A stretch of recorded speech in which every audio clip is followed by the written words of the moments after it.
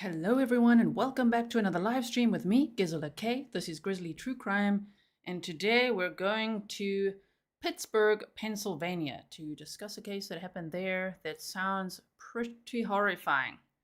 I'm gonna show you everything I know about it. Thank you so much for being here. Welcome to all my moderators, patrons, members, subscribers, anyone who's new here, any family and friends, and the parents of these babies. Oh my goodness. What a case. So thank you so much to everyone who emailed me this. I really appreciate it. If you want to ever email me something, it's grizzlytruecrime@gmail.com. Just please don't just forward me links. Actually give me like a subject, tell me what it's about and what you're emailing. Otherwise it goes straight to spam. I just really want to check that my mic settings are okay. Hold on 1 second, please. Let's just make sure it's nice and loud. Okay, there we go. And let's bring up the presentation that I have for you today. Okay. So, Nicole Virzi is who we're discussing today, 29 years old. Okay, it's a very strange case, this. I'm wondering why. What? It's very, okay, here we go. She's the daughter of a top NYC, so New York City, cardiologist, Peter J. Virzi. She holds a graduate degree in clinical psychology from the University of California in San Diego, and she's a fifth-year PhD candidate pursuing her doctorate. Okay, very educated, right? She is charged with murdering a 6.5-week-old baby and assaulting his twin brother who survived. What? Okay, so the charges she faces are homicide, aggravated assault, and endangering the welfare of children. Those are some pretty serious charges. She was arrested on June 16th of 2024, and she's currently in the, oh no, I was trying to practice that word, Allegheny, oh man, are there locals in chat? In the Allegheny County Jail. I think that's how you say it. She's pleaded not guilty. Her father, this top cardiologist, is of course saying that his daughter's innocent. No one that knew her or knows her believes that she could do this, which obviously in cases like this, people wouldn't expect that anyone could do something like this. Just remember, she is innocent until proven guilty, right? So her preliminary hearing has been set for July 24th at 2:30 p.m. So there on the right-hand side is her profile from social media. It's actually from psychology.sdsu.edu. Nicole Virzi, MS, pronouns she, her, hers, doctoral student 2019 to present, SDSU, UC San Diego, joint doctoral program in clinical psychology and behavioral medicine in San Diego. Mrs. Wild, thank you so much. You're like, yes, Allegheny. Thank you so much. Rob says Allegheny. Okay. Not Allah. I'm going to say Allegheny. Thank you so much. Michelle, welcome. Welcome to Grizzly supporter. If anyone's joining membership today, make sure you check out the community tab because I put a post up there for you if you want to see more of the cats, because I know people do love that. Okay, so interesting resume so far and charges, right? Like that. So this is a picture of her, and she said, my research aims to explore the complex interplay between psychological factors such as depression, stress, negative affect, and trauma, and critical health outcomes and behaviors such as metabolic syndrome, heart disease, obesity, eating behavior, and exercise. I am particularly interested in exploring these relationships within female and trauma-exposed populations. Interesting. So it sounds like someone who cares about others, right? Okay, everyone, it's mugshot time. So there's her mugshot on the right-hand side. All right, so the magisterial district court, public court summary shows us her charges there. Criminal homicide, 1 count. Aggravated assault, 3 counts. And endangering the welfare of children, 2 counts. And this case in the timeline is like, okay. Empart says, this is such a strange case. Thanks for covering it, G. Thank you so much, Empart. And yes, it sure is. Now, her bail has been denied. Of course, her attorney said that he will be working on that. I'm sure he will be. So, bail denied. No bond, no bail at this point. Thank goodness by the sounds of it, right? So June 14th to 16th, 2024 is the weekend in question. Nicole Virzi had traveled from San Diego to Pittsburgh, Pennsylvania, to visit her good friends, Savannah Roberts and Ethan Katz. So this is all public information. So I just saw some articles when saying the parents' names, but it's all out there. Okay, it's all over the place. So, all right, now that already makes me question, like, okay, so you're going to visit your friends. Sure. But visiting friends to babysit, oh my word, I don't know what's going on there. So just hear me out, and I can't wait to hear your thoughts. If you're watching the replay, please leave your comments. Leave me some comments as well. I can't wait to hear what you think about this case. It's a little confusing, because Savannah and Ethan describe Nicole as a very trusted friend. I mean, that's from the opposite side of the country. You know what I mean? From San Diego, you're going to go for a weekend to Pittsburgh.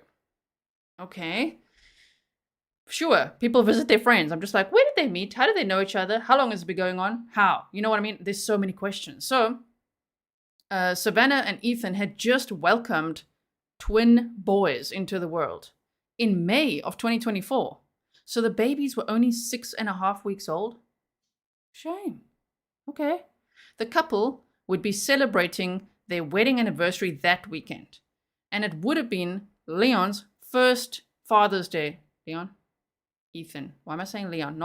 It would have been Ethan's first Father's Day. There's a typo. Leon is the baby's name, okay? It would have been Ethan's first Father's Day with his sons. You see, it just makes me, I have questions. Okay, I'm not blaming anybody. Of course, we know she's arrested and what she's charged with, and it sounds horrendous.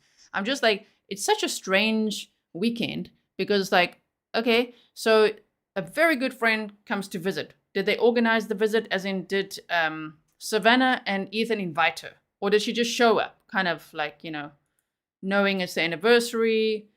You know what I mean? Okay, so the reason I say that is because what a weird weekend to have a friend visiting when it's so special. It's your wedding anniversary and the very first Father's Day with your sons, right? So what is Nicole doing there? I don't know. D, Mystery Obsessed, thank you so much.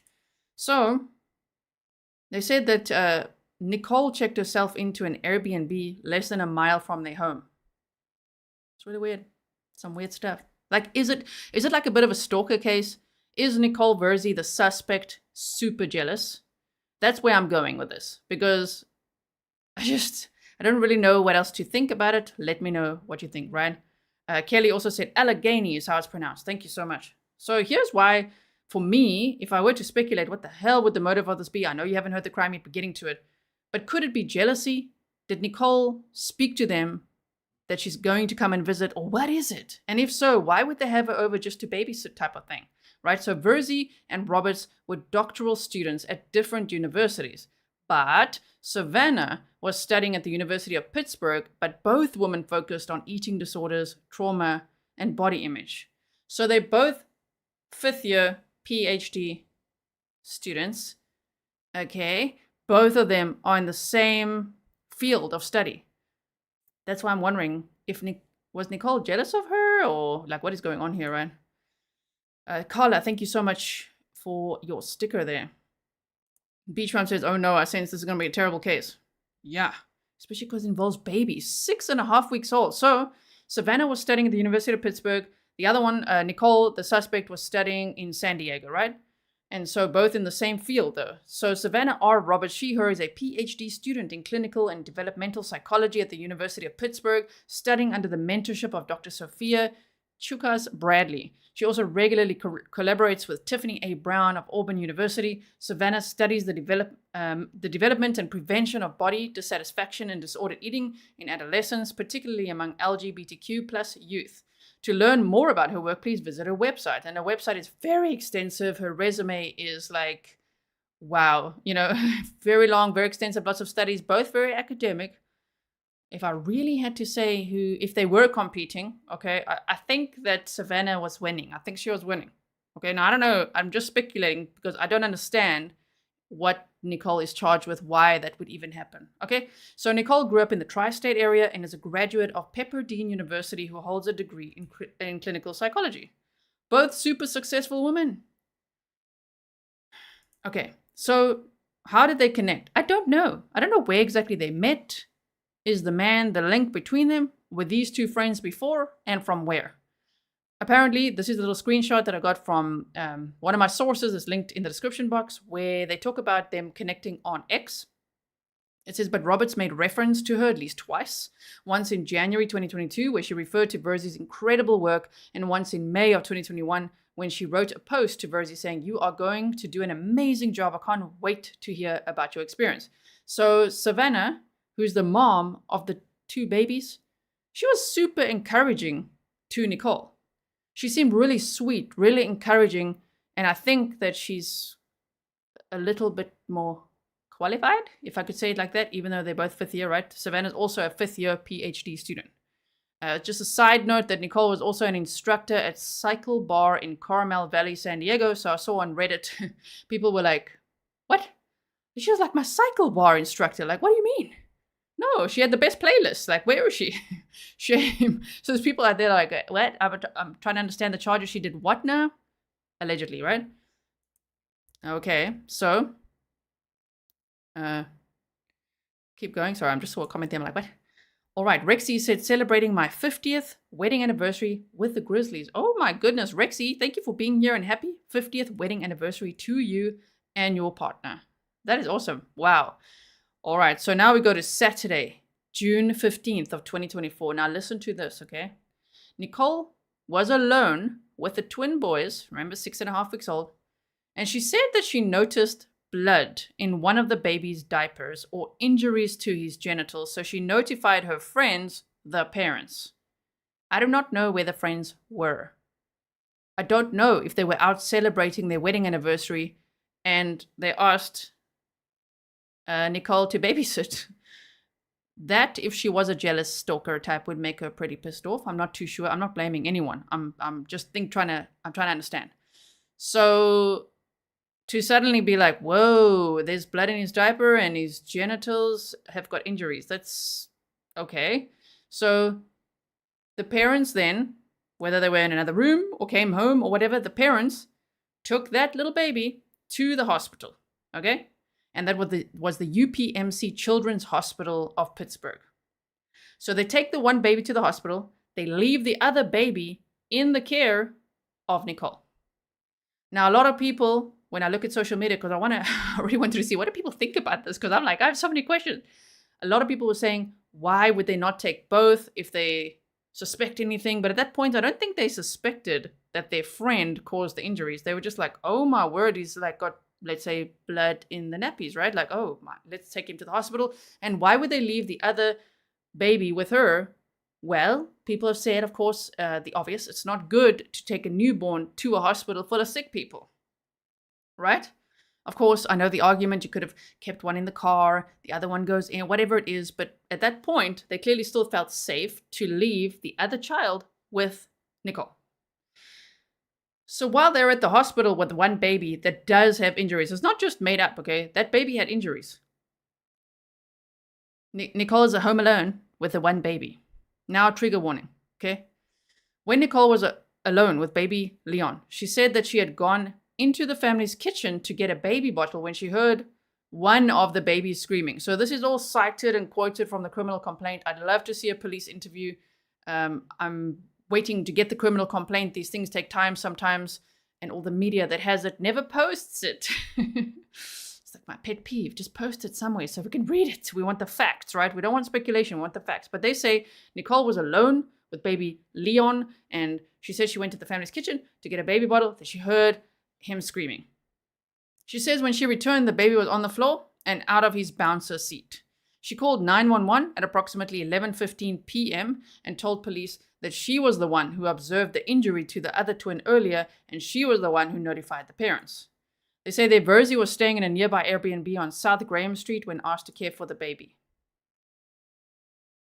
All right, very interesting. Caroline, let's see what you said there. You said could be totally accidental problems and maybe parents who want to blame somebody. Anybody? That's what people are saying on social media too. Like, could it be accidental? Let's dig a little deeper. Let's see. So Savannah and Ethan told the police that Nicole was alone with baby Ari just before she told them about his injuries. And she was alone with Leon when he suffered blunt force trauma and multiple skull fractures. Oh dear. So that's not just like one coincidence, it's two, which is a red flag. Okay, so Nicole told the police that she kept baby Leon in a bouncy chair while his parents were at the hospital, occasionally changing, burping, and feeding him throughout the night. Don't you think it's a little late? I mean, I don't have kids, but I know. Like, it's too late to have a kid in a bouncy chair. Is it not?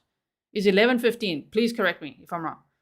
To me, that sounds so weird that the baby's not like lying down somewhere sleeping. Bouncy chair, 11:15, when you're calling 911. Huh? All right. So Nicole says she kept the baby the whole time. You kept the baby in a bouncy chair the whole time? I don't know, man. While the parents were at the hospital, occasionally changing, burping, feeding him throughout the night. At approximately 11 p.m., she told the police that she went to the kitchen to get a bottle for the baby, but did not strap him into the chair. Okay. She told police that she came back into the room and she found little Leon on the ground with a large bump on his head. She called police at 11:17 p.m. to report that baby Leon had fallen from a bouncer seat and bumped his head. She told dispatchers the baby was conscious but having trouble breathing. So here's a little screenshot from an article where they say Virzi told police that she started taking care of Leon at about 6:30 p.m. on Saturday, the complaint said. He was functioning normally, he had eaten and soiled 2 diapers and had been burped. Virzi told police she fell asleep. You see, that's now a different story again. I'm like, is she telling different stories or is the media just reporting different things? But they say this. She fell asleep for a period of time while Leon was in the bouncer's seat, the complaint said. When she woke up, she went to the kitchen to get a bottle for Leon and heard the baby screaming. All right. Dr. Bullbutter, always like saying your name. Hey, Grizzlies, we feeling snarky yet? I'm ready. Is anyone feeling snarky? I'm kind of withholding my snark for a moment here because I'm like, what is going on in this case? So they say Virzi told police she fell asleep. Fell asleep for how many hours? Especially if the baby was in the bouncy chair and then apparently fell out and was screaming at like 11 p.m. That's quite interesting. And Luna said a 6-week-old won't be able to get out of that seat, even not strapped in. Even that, right? Even that. That's what I wanted to know. Like, could a baby fall out of the bouncy chair? There we go. Linda said a 6-week baby can't fall out of a bouncer seat. Carol said 6-week-old baby in bouncy seat is questionable. They are too tiny. So they say she said she found Leon lying on the floor and picked him up, the complaint said. She saw a large bump to the left side of Leon's head. All right. Paramedics responded and took Leon to a children's hospital where he died shortly before 6 a.m. Police said that Nicole, now here's another red flag. Police said that Nicole could not provide a plausible explanation for the injuries. Besides him falling out of a bouncy chair, they probably challenged that and she just couldn't. She said that the children's parents took one twin to the hospital around 6:30 p.m. on Saturday and she was left to care for Leon on her own. She told police that she fell asleep while baby Leon, I know I'm repeating some things, but we're repeating the timeline and getting all the information from all the different sources, right? We're going over it with a fine-tooth comb based on what we know so far. Okay? That baby Leon was in a bouncer seat. When she got up, she said she went to get a bottle and found him on the floor screaming and noticed that he was becoming non-responsive. I'm just hearing lots of different things being said here. So they say the complaint noted that Miss Virzi was the only one who discovered the scratches while she was changing the child's diaper. That's the first child, Ari, who went then to the hospital. And the parents said they'd seen no injuries prior to Miss Virzi pointing them out. The Allegheny, hope I said it right this time, County Office of the Medical Examiner, Dr. Arlel Goldschmidt, later performed a preliminary autopsy and determined that Leon's cause of death was blunt force trauma to the head and ruled his death a homicide. So, I mean, if an autopsy is being performed, I think they would also know the difference between falling out of a bouncy chair and blunt force trauma, am I right? Based on everything we know about true crime. Right? So they said, Leon, this is what his parents said. Leon will always be remembered as a happy, smiley, goofy baby boy. His untimely and tragic death has deeply impacted the Pittsburgh community, occurring on Ethan's first Father's Day and the parents' first wedding anniversary. If we were to speculate, and I'm only speculating for a second, if Nicole, for any reason, desired either one of those parents. I don't even know which one. And they're celebrating these very special occasions. It's family, newborn babies, wedding anniversary, first Father's Day. That's a very exciting weekend for her to show up or to be around or to be invited. I don't know. But if for any reason she was jealous of whoever else, oh my. That seems to me the only motive I could possibly think of. Of course, she's innocent until proven guilty. So there's the mugshot again, of course. All right, well, I just quickly want to see that. I don't want to miss a comment. Oh, Rochelle said, Google, only get a baby bouncer seat only after checking your baby's weight, height, movement, and head control. The baby may topple over or get hurt if they're not physically ready to use a bouncer. Thank you so much. Like you said, the parents are some of the kindest humans. It's absolutely devastating. It is so devastating. I mean, these babies were born in May. They were only 6.5 weeks old. Like, what goes on here? Why? Wow. Okay, so Ari, the baby that was taken to the hospital, right? First, when Leon was left in the care of Nicole. Ari had scratches, bruising, swelling, and redness. And there's a lot of injuries as well. And the baby's parents say they didn't see injuries before. I know that there's going to be people playing devil's advocate that will say, well, how do we know? Well, we don't know. But I guess the medical examiners will know. Because a question I would have, would they be able to prove, especially, of course, for this trial then, that the injuries occurred, that they were like new injuries, you know what I mean? That they occur that weekend? Wow. Okay, so a CT scan later determined that little Leon suffered a skull fracture along with multiple brain bleeds. The injuries sustained by both twins are consistent with having been sustained as a result of child abuse, as these are inflicted injuries that are not natural and not accidental, a doctor informed detectives according to the criminal complaint.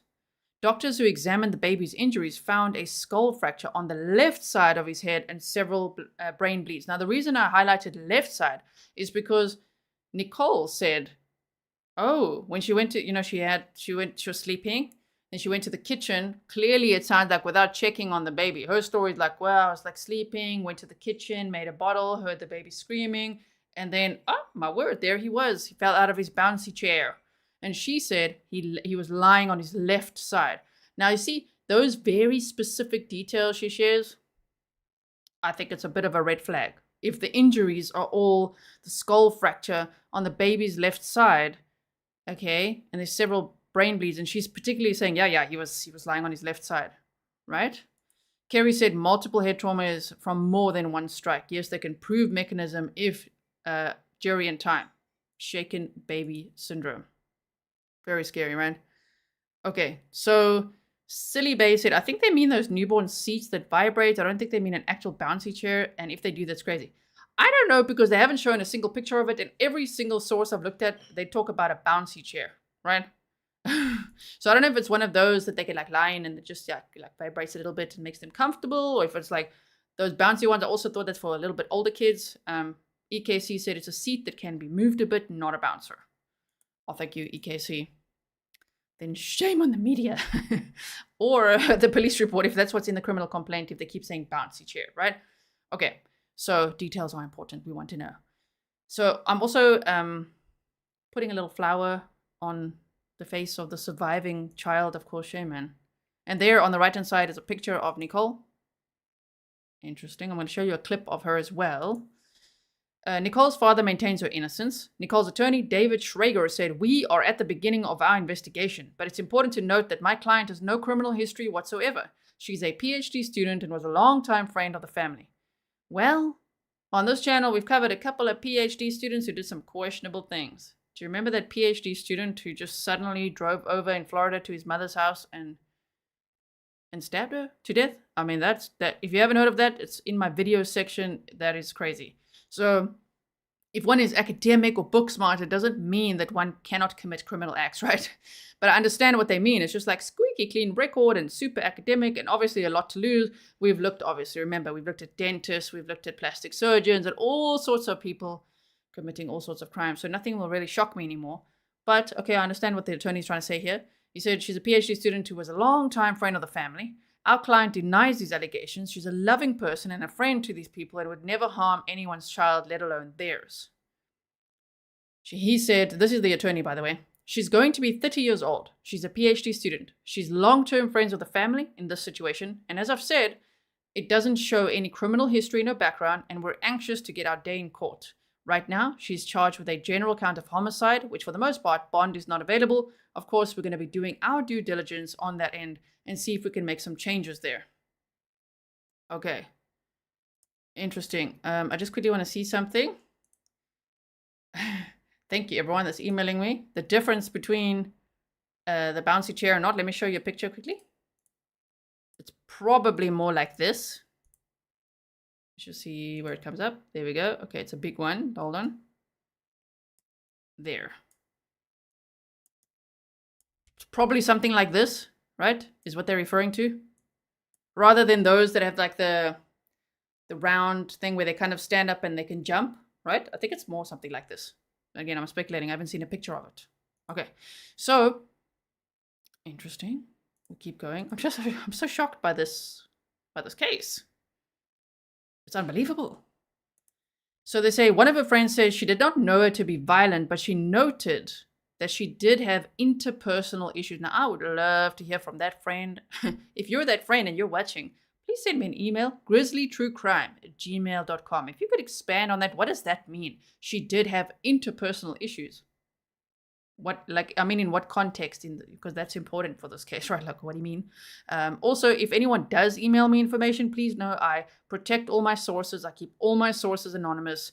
I'm a very protected person by nature. So you can email me and I will not say your name out there. And if there's anything that you don't want me to share publicly, but you just want to share with me for insight, I also won't share that then, if you ask me not to. Okay, so, yeah, Tuke said, I can't imagine a fall from something like that being fatal, and I don't think what they're saying with multiple skull fractures and brain bleeds. And then don't forget, the other child had all kinds of swelling and bruising and scratches and was bleeding in his diaper. Like, what was going on there? Okay, so yeah, someone says, there we go, tea and wildflowers. Well, that's a red flag. Right? One of her friends saying she didn't know her to be violent, but she did have interpersonal issues. She said, I would say she was a little rigid. She was nice, but very driven and motivated. That's what the colleague and friend said. They didn't name her or him. That's what they said. Now, the reason I highlight that as well is because very driven and motivated, could that also equate to very competitive? You know what I mean? Like, imagine if she was competing with the mother of the children. Maybe she wanted her life. Maybe she wanted her resume. You know, maybe she wanted her man. Maybe she wanted her home, her kids, everything. I don't know. I don't even know what to think about the psychology of this based on what she's charged with, but let me know what you think. So these are some questions that I have, which is why I'm saying I'm keeping a very open mind, as I always do. But like in this case, I'm just like really trying to understand. So why was she babysitting for her friends?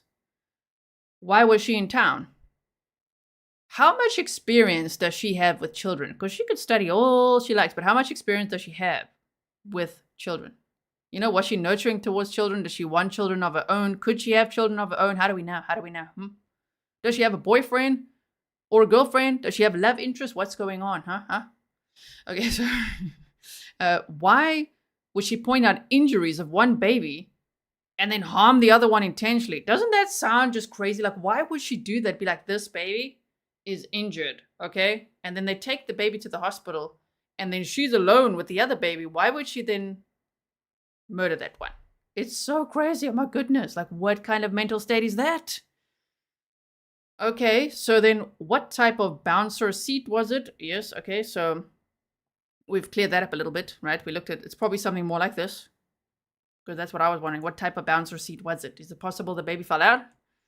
Were doctors able to determine that baby Ari's injuries were from that weekend? And of course, I think doctors, of course, would be able to. I'm just wondering for myself over here. Like, are they able to tell that it was new injuries? Okay, so let me read this on the left first. So they've got a GoFundMe, the family, okay? And they say, and by the way, it's their friends that set it up, because I saw on social media, some people pointed out red flags for the family starting a GoFundMe. And I know in some cases, sometimes a GoFundMe is a red flag, okay? It has been in cases, unfortunately, or sometimes people whip up fake ones or whatever it is. So all I know is that they didn't start the GoFundMe themselves, but their friends did because I checked them out. I saw their names. I searched for them on Facebook. I saw, okay, they exist, although, and they're from Pittsburgh and all that, but I couldn't actually find their profiles on Facebook. So just always be careful with GoFundMes. As much as people want to help, just be cautious, right? Anyway, so they said, in addition to coping with the unbearable loss of their beloved son, Leon, Savannah and Ethan are facing significant financial burdens. Funds raised will cover funeral expenses, medical bills resulting from injuries sustained by both Leon and Ari, essential baby supplies, and relocation costs as they navigate this difficult time. Relocation costs. Are they going to move because of the trauma? Are they going to move because they want to be as far away from this one as possible? Because she scared them? Because she's a stalker? Or what? What are we talking about, right? Who knows? Wow. Okay. Yeah. Chai tea. I see a lot of people on social media asking this. Why would the parents leave the other child with her after one child got injured?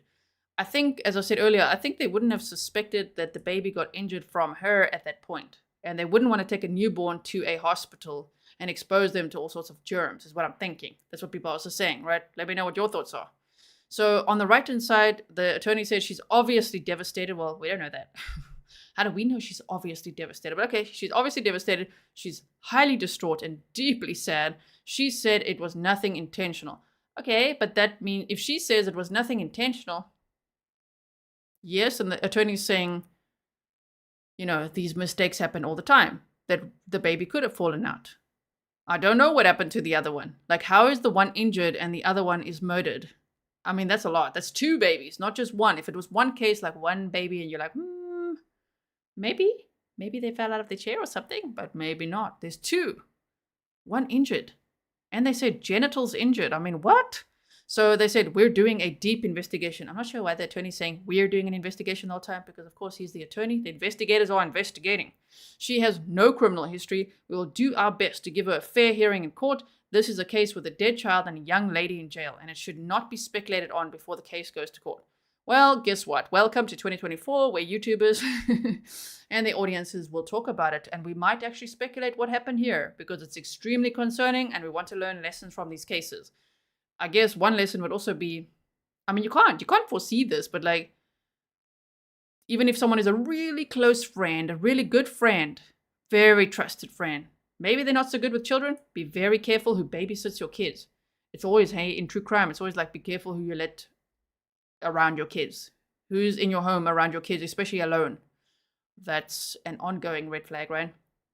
Java Junkie said they probably can't bear to be in the same house anymore. How devastating. Rest in peace, sweet boy. And he was only 6.5 weeks old. I can't imagine. I mean, the dad was about to celebrate his very first Father's Day. Oh my goodness. And the couple was celebrating their wedding anniversary. Yeah. If it turns out that she stalked them and was jealous of Savannah, I won't be shocked.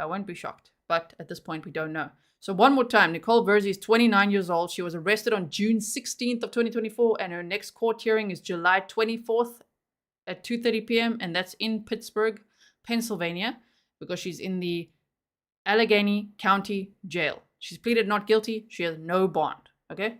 So I want to just show you a clip or two, so just hold on one second. Here is her profile out there. Okay, so I don't see that she has her own like website or something. I can only see this profile. But if we were to speculate, what if she felt super jealous of Savannah? Well, there might be reason to feel super jealous, because Savannah was super accomplished and studying in the same field and doing extremely well.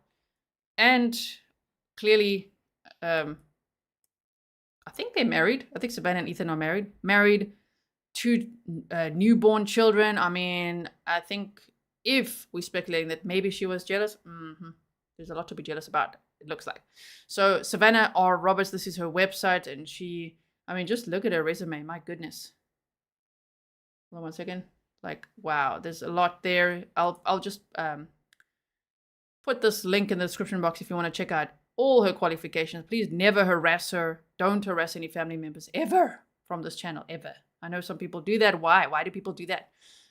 Leave them in peace. Shame, man. I just want to show you that she's got a lot going on a website, and I don't see a lot going on for Nicole based on a website and who's tutoring her or mentoring her or her connections. I mean, Savannah is just, it seems like outshining her. Now, I'm not trying to play them up against each other. I'm just trying to speculate why on earth would Nicole, if she did this, why would she do something like that? Joanna Newberg, happy birthday to you. Let's see. Everybody's saying happy birthday, Joanna. Happy birthday. I hope that you have a great day. Thank you for spending time here with us.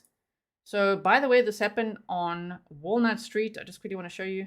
No, we want to zoom out. Thank you. Thank you, Google Maps. There we go. I want to do it like this. Okay. I mean, to go all the way from here, San Diego, to Pittsburgh, on a weekend with a couple celebrating the wedding anniversary and Father's Day, and they're excited to have their newborn, 6.5 weeks old. I want to know why she was there. I want to know. She clearly wouldn't just be there to babysit for a few hours. Huh? That doesn't make any sense.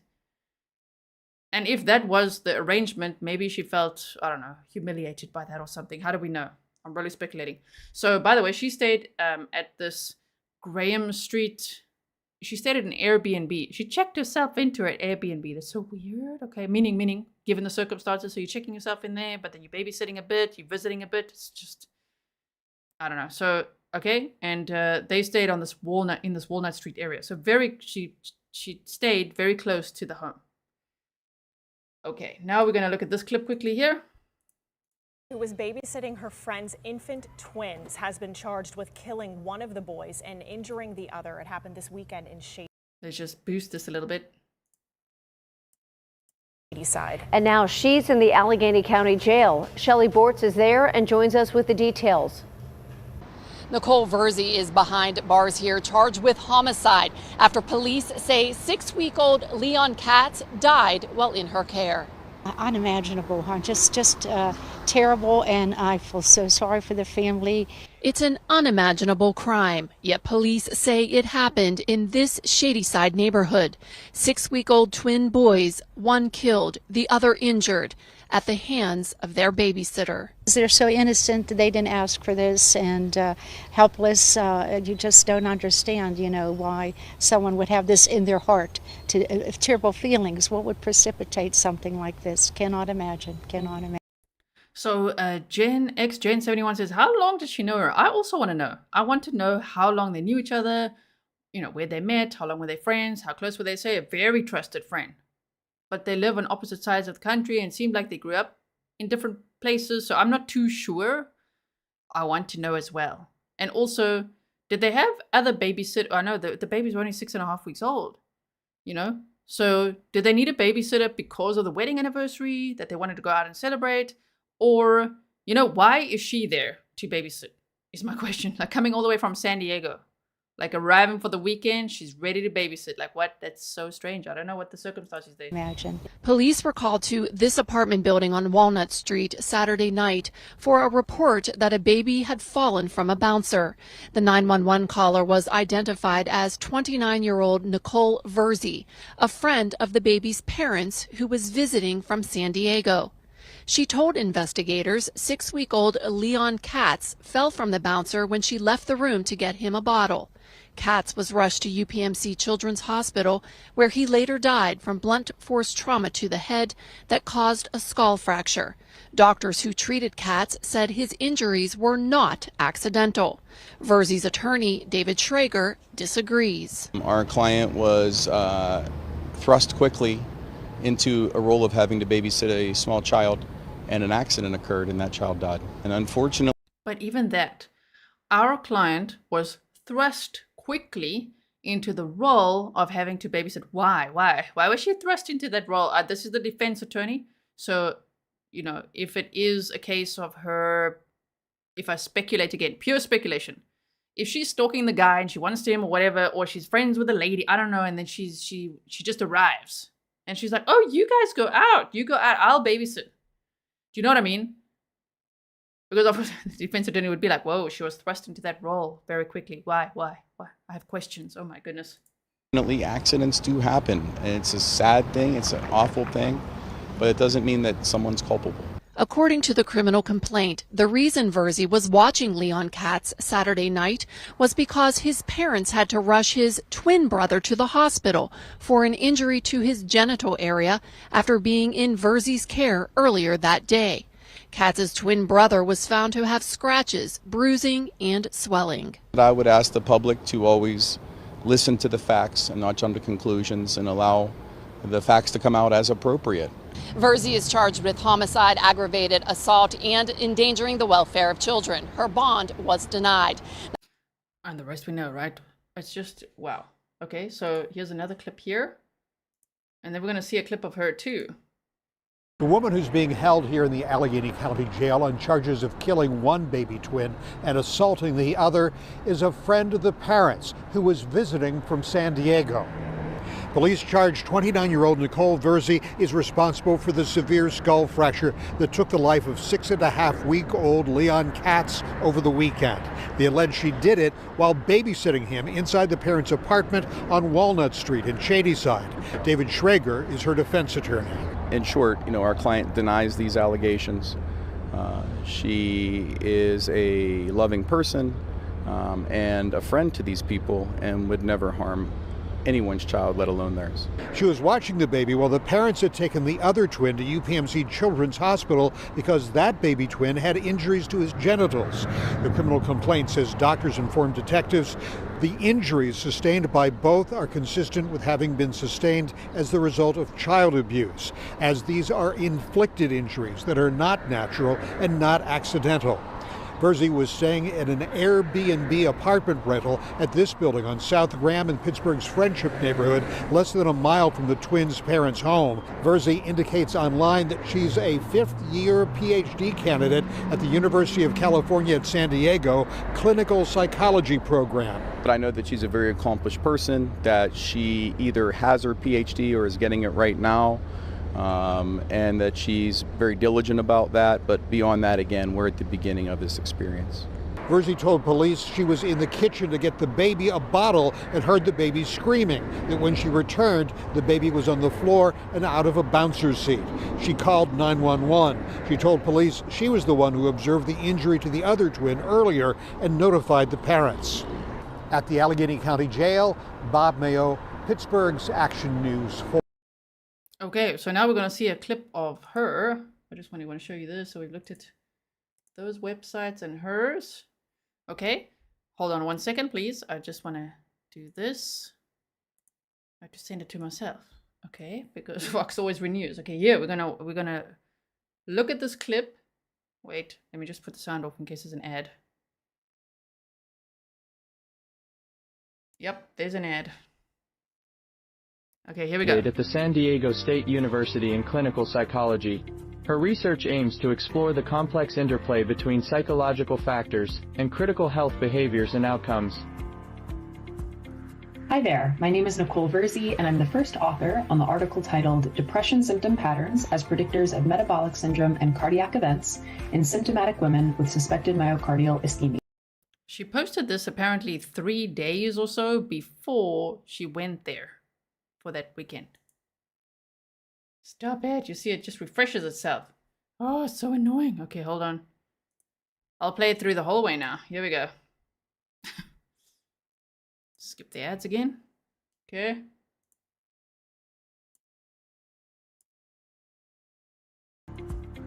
Hi there, my name is Nicole Virzi, and I'm the first author on the article titled Depression Symptom Patterns as Predictors of Metabolic Syndrome and Cardiac Events in Symptomatic Women with Suspected Myocardial Ischemia, the WISE and WISE CBD projects, which was published as part of the Heart and Mind special issue on stressors and cardiovascular disease in 2022. Within this study, we aim to build upon previous research suggesting that in women, somatic symptoms of depression may be important to the development of ischemic heart disease risk factors and major adverse cardiovascular events. We examine the relationships between symptoms of depression, including cognitive and somatic symptoms, metabolic syndrome, inflammatory markers, coronary artery disease severity, and functional capacity in 2 independent cohorts of women with suspected ischemic heart disease. In the WISE cohort, we also examine these variables as predictors of all-cause mortality and major adverse cardiac events over a 9.3-year follow-up period. The Y sample included women with suspected ischemia with or without obstructive coronary artery disease. The YCVD sample consisted of women with suspected ischemia and no obstructive coronary artery disease, a condition known as INOCA.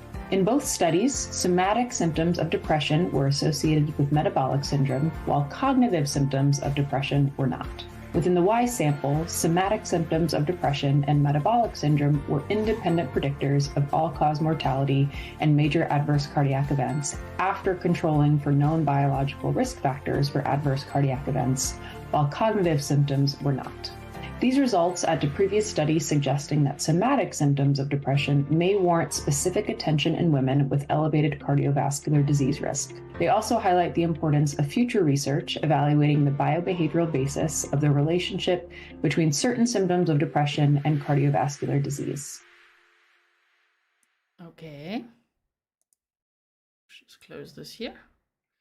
So, sorry, now I'm showing the baby's picture. Lindsay said, in my opinion, I feel like she was trying to really sabotage the other woman's career as well as her relationship with her partner, especially given the detail mentioned when calling 911 for the second baby. Yeah, I mean, oh my goodness. Also, Anita Martin said, sounds like she may be trying to blame the injury on the first baby on one of the parents. Ooh, can you imagine? I mean, that's why I'm saying I wonder if the medical examiners can prove, I mean, that's going to be difficult, exactly when those injuries happen. Because it's so strange that the one baby is injured, you know, and then they go to the hospital, and then the other one has blunt force trauma, and that's homicide. And Nicole is there alone. Now, there's many things that we could still speculate, but I'm going to leave it at that. My mind is full of questions, you know, what will her, especially if you think, what will her defense be? Ooh, that makes one start asking some interesting questions. Especially if she was like, oh no, I was just sleeping. Sleeping. You know, she could say that she was like roofied. She was knocked out. Like what? She was starting to look after this one baby at 6:30. And then she like woke up and then walked to the kitchen to make the baby a bottle and just heard them screaming. She could make, her defense could say, well, maybe someone else entered the home. Both times. Or the one time. I don't know. It's just like, what a strange case, right? So sinister. And you just, obviously, you can't judge a book by its cover, but just seeing her there, just wouldn't know. And we don't know because she's innocent till proven guilty. But like, wow, the accusations are very, very hectic, right? So EKC said her father's a New York City cardiologist. Yes, I know. That's what we said in the presentation as well, right here at the beginning. Her father is, and apparently a very well-known one. I'm just trying to move myself over, then we can see it. So she's the daughter of a top NYC cardiologist, Peter J. Virzi. So, I don't know. There's so much to think about here. I will keep you posted if I do manage to get the criminal complaint, which, you know, takes some time oftentimes with the court. Sometimes quicker, sometimes it takes some time. If I manage to get it, and there's any details that I didn't share here that I learned from that, then we'll meet again and we'll go over that. If there's anything that we find out along the way, then of course we'll go over that. And she's next in court on July 24th at 2:30 p.m. That would be in Pittsburgh, Pennsylvania, right? Kerry said, given the multi-skull fractures, her credible defense will only be that she blacked out and was afraid to say that.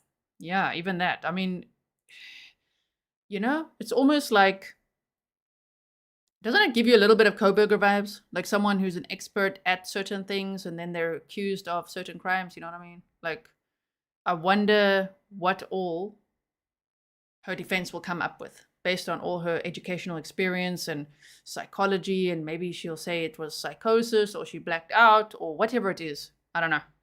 We will see. We will see. Yeah. How do I say that? She said it wasn't intentional. She knows what she did. It sounds like Sarah Boone. Not intentional. Okay. So I don't know if they're going to be streaming the hearing or not on July 24th. If they are, well, we'll keep a lookout for it and see if we can learn anything from that. I'm not too sure, right? T-Tree said, is there any ring cam or video or digital forensics? Not that I've seen mentioned yet, but as I say, maybe once we have some documents or something, then maybe we'll learn more. I wonder as well, you know? But what a case. It's so scary to think. I mean, think of the possibility, because the police have to be pretty confident to arrest someone that they can actually, prosecute. So for them to say, well, she can't even give plausible reasons of how, especially the first baby, got the injuries, can't really say. So for the police to actually charge her with all these charges that she's facing, homicide, aggravated assault, endangering the welfare of children, that's very serious. And if so, then to think that she was that's what the parents say, a really good friend of theirs, a trusted friend in their home. And then one baby gets injured and they're like, oh my word, we have to take them to the hospital. And she's like, don't worry, I'm speculating, but I could just imagine it like, don't worry, I'll take care of little Leon. You go ahead. And then that baby is murdered. I mean, that is really dark. That's so scary. So thank you so much, everyone, for being here and listening to this case with me. Extremely concerning, extremely scary. Let's see what happens next. I'll keep you posted, and I'll see you again very soon. I never want to go, but I gotta go. Okay, bye, everyone.